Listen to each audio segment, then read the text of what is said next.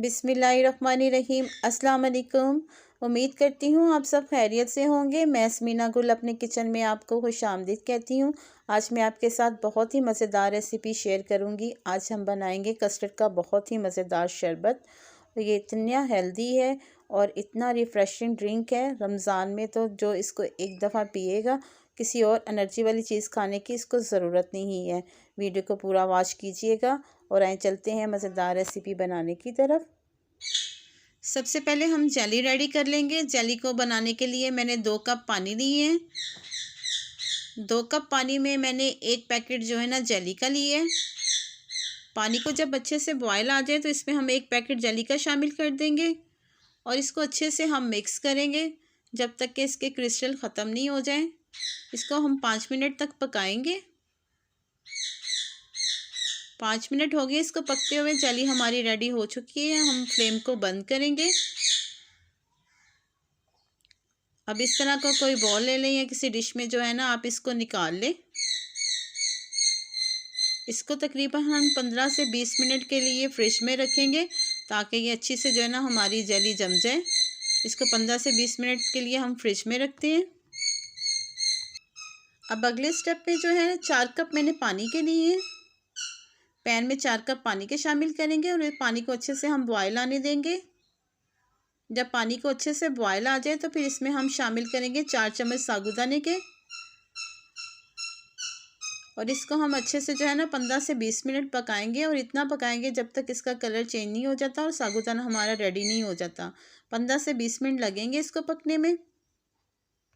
15 से 20 मिनट हो गए इसको पकते हुए। देखिए साबूदाना हमारा रेडी हो चुका है। इसका कलर भी चेंज हो गया। फ्लेम को हम करेंगे बंद और एक छलनी की मदद से इस तरह की एक छलनी लेनी, इसमें हम निकाल लेंगे और 2 गिलास पानी के ऊपर से इसको नितार लेंगे।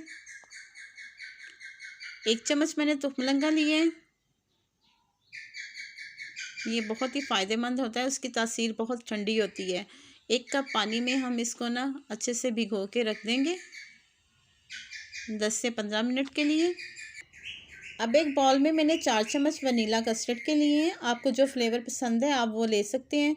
इसमें हम शामिल करेंगे 1/2 कप पानी का और इसको भी अच्छे से मिक्स करके हम रख लेंगे। अच्छे से मिक्स करेंगे ताकि इसमें कोई लम्स वगैरह ना रह जाए। 1 लीटर मैंने दूध का लिया है। मैंने फ्रेश में दूध लिया है। आप डिब्बे का इस्तेमाल करना चाहते हैं तो डिब्बे का भी इस्तेमाल कर सकते हैं। दूध को हम अच्छे से जो है ना बॉयल आने देंगे। दूध को बॉयल आ चुका है। इसको मज़ीद हम 5 मिनट के लिए पकाएंगे।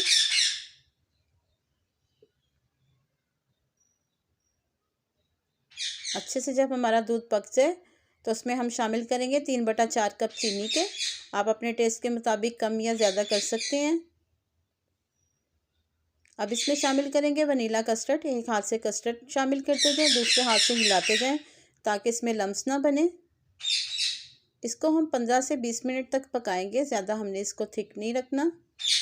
शरबत बनाने इसलिए हम इसको पतला ही रखेंगे। अब फ्लेम को करेंगे बंद। ये देखें इसकी थिकनेस चेक करें और इसको रूम टेम्परेचर पे ठंडा कर लेते हैं। जेली हमारी रेडी हो चुकी है। अब इसको किसी नाइफ़ की मदद से जो है ना इसके क्यूब्स बना लेते हैं हम।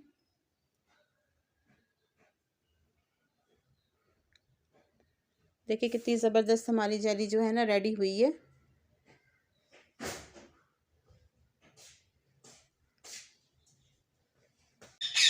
कस्टर्ड को मैंने आधा घंटा रखा था। ये बहुत अच्छे से ठंडा हो चुका है। इसको अच्छे से हम मिक्स कर लेते हैं ताकि इसमें कोई लम्स वगैरह ना रह जाए। अब इसमें शामिल करेंगे तुखमलंगा जो हमने भिगो के रखा हुआ था। साबूदाना शामिल करेंगे और इसको अच्छे से जो है ना हम मिक्स कर लेते हैं। ये बहुत ही ज़बरदस्त हेल्दी ड्रिंक है और तुखमलंगा जो है प्यास की शिद्दत को ख़त्म करता है और रमज़ान में तो इसको ज़रूर इस्तेमाल करना चाहिए। इसको अच्छे से जो है ना मिक्स करते हैं। अब मैं इसमें शामिल करूँगी बादाम। मैंने बारीक काटे हुए हैं। आप अपनी मर्ज़ी के मुताबिक कोई भी ड्राई फ्रूट्स इसमें इस्तेमाल कर सकते हैं। अब इसमें शामिल करेंगे जेली को और अच्छे से जो है ना इसको मिक्स कर लेंगे। मज़ेदार सा ठंडा ठंडा हमारा शरबत रेडी हो चुका है। अगर आपको मेरी वीडियो अच्छी लगी और ये शरबत बनाकर अगर आपको मज़े वाला लगा तो इसका फ़ीडबैक आप मुझे ज़रूर दीजिएगा।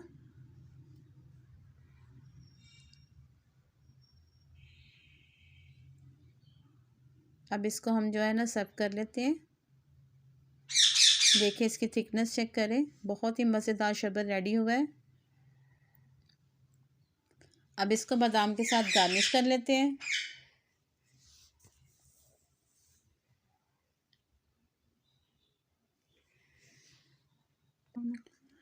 माशाल्लाह अल्हम्दुलिल्लाह से देखिए बहुत ही मज़ेदार हमारा शरबत बनकर रेडी हो चुका है।